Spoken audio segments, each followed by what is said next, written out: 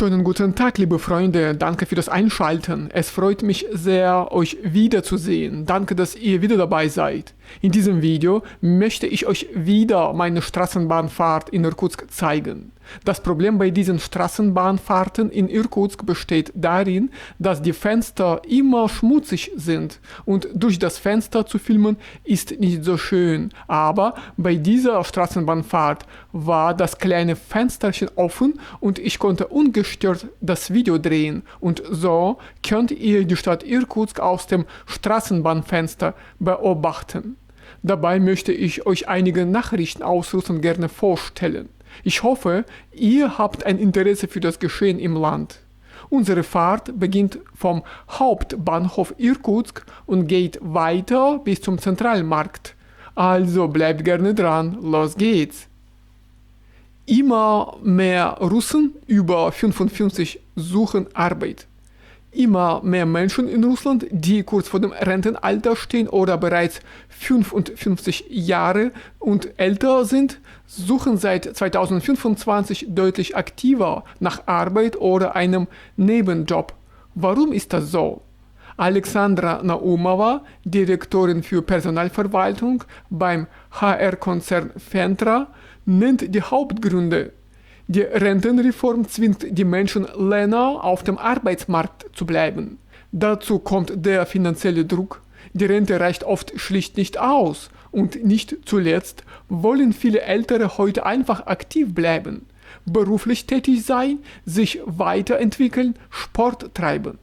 Doch nicht nur die Arbeitnehmer haben ihr Verhalten geändert. Auch die Arbeitgeber denken um.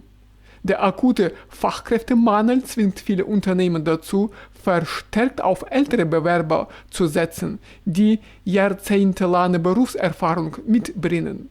Außerdem erwarten die Arbeitgeber, dass ältere Kandidaten weniger anspruchsvoll in Bezug auf die Arbeitsbedingungen sind und stärker an ihrem Arbeitsplatz festhalten.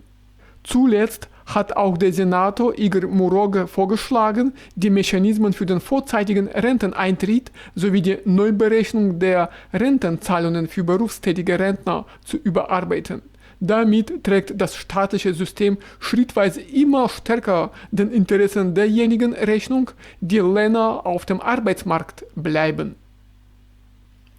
Massive Internetstörung. Am 3. April erlebte Russland einen massiven Ausfall. Millionen von Russen konnten plötzlich ihre Banking-Apps nicht mehr nutzen. Bargeldlose Zahlungen, QR-Code-Bezahlung und Überweisungen. Alles war lahmgelegt. Inzwischen funktionieren alle Dienste wieder normal. Doch die entscheidende Frage bleibt: Was hat diesen Ausfall ausgelöst? Forbes berichtet unter Berufung auf 2 Quellen aus der Cybersicherheitsbranche, dass ausgerechnet die russischen Behörden selbst dahinter stecken könnten. Genauer gesagt, ihr eigenes Sperrsystem. Ein Experte aus der Telekommunikationsbranche erklärte, das Problem könnte durch die sogenannten technischen Mittel zur Bedrohungsabwehr verursacht worden sein. Sein Kollege präzisierte, dass diese Systeme schlicht unter der Last der zahlreichen Sperrregeln zusammengebrochen seien. Ein technischer Experte von RKS Global erläuterte, die Ausfälle bei Terminals und internen Systemen seien höchstwahrscheinlich darauf zurückzuführen, dass die Geräte ihre Server nicht mehr erreichen konnten. Das wiederum könne entweder durch einen technischen Defekt oder durch die Sperren selbst verursacht worden sein. Seiner Einschätzung nach ist der Massenausfall ein Kollateralschaden des russischen Sperrsystems. Dessen Ausmaß sei mittlerweile so gewaltig, dass schwerwiegende Fehler entstehen und die Netzwerkkonnektivität kontinuierlich abnimmt. Der Experte betonte jedoch, dass er diese Schlüsse aus indirekten Hinweisen ziehe, ohne Einblick in die internen Vorgänge zu haben. Unternehmen sollen Soldaten finden. Der Gouverneur der russischen Region Ryazan, Pavel Malkov, hatte den lokalen Unternehmen eine ungewöhnliche Pflicht auferlegt. Sie müssen aktiv Freiwillige für den Einsatz in der sogenannten Spezialmilitäroperation rekrutieren. Das entsprechende Dekret wurde auf der Webseite der Regionalverwaltung veröffentlicht. Laut dem Erlass gilt für Unternehmen ein verpflichtender Plan, der im Zeitraum vom 20. März bis zum 20. September 2026 erfüllt werden muss. Die Anzahl der zu stellenden Kandidaten richtet sich dabei nach der Größe des Betriebs. Je mehr Mitarbeiter, desto mehr Personen müssen geliefert werden. Konkret, Unternehmen mit 150 bis 300 Beschäftigten müssen 2 Kandidaten vorweisen. Betriebe mit 300 bis 500 Mitarbeitern haben eine Quote von 3 Personen zu erfüllen, wie die Regionalregierung von Rязань mitteilte.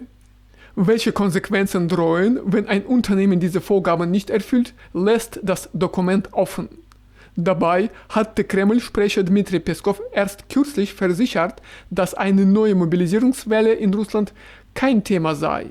Und auch Dmitri Medvedev, stellvertretender Vorsitzender des russischen Sicherheitsrats, betonte am 27. März, dass keine Notwendigkeit bestehe, eine neue Mobilisierungswelle auszurufen. Es gebe genügend Bürger, die freiwillig einen Vertrag über den Dienst im Einsatzgebiet unterzeichnet hätten, so Medvedev. Russland öffnet die Türen für Ukrainer. Der russische Föderationsrat hat eine neue Initiative auf den Weg gebracht.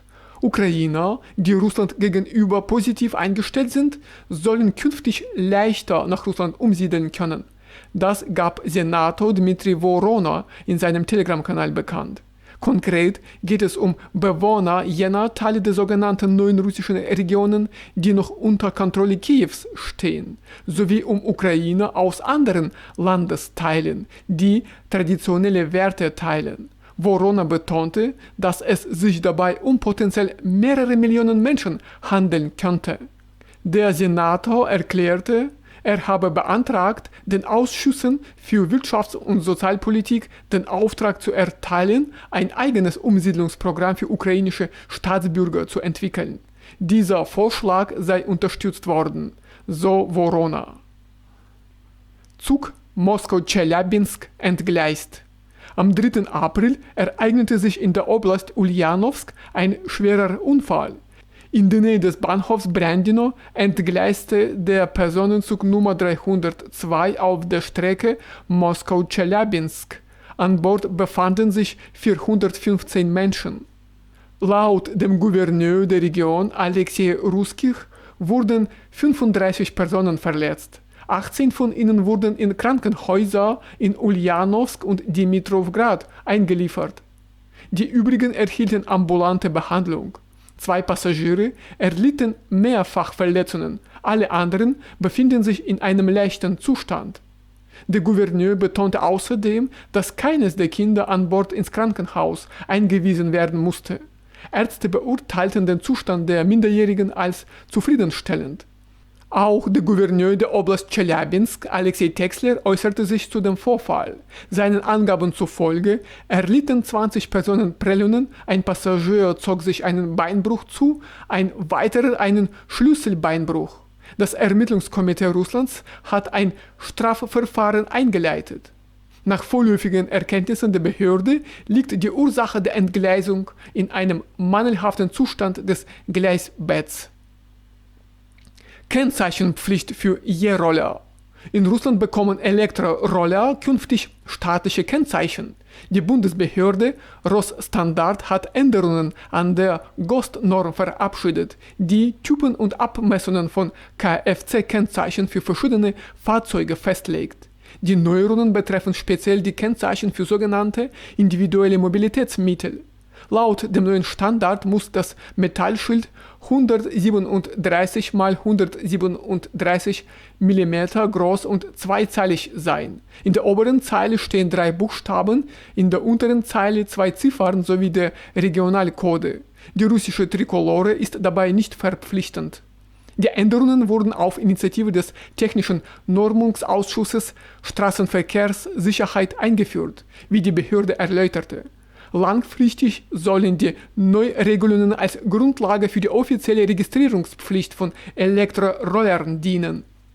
Ersten Angaben zufolge werden alle Besitzer individueller Mobilitätsmittel ihre Fahrzeuge künftig in einem elektronischen Register anmelden und staatliche Kennzeichen erhalten müssen. Das Ziel dahinter: Verkehrssünder sollen mithilfe von Straßenkameras identifiziert und kontrolliert werden können.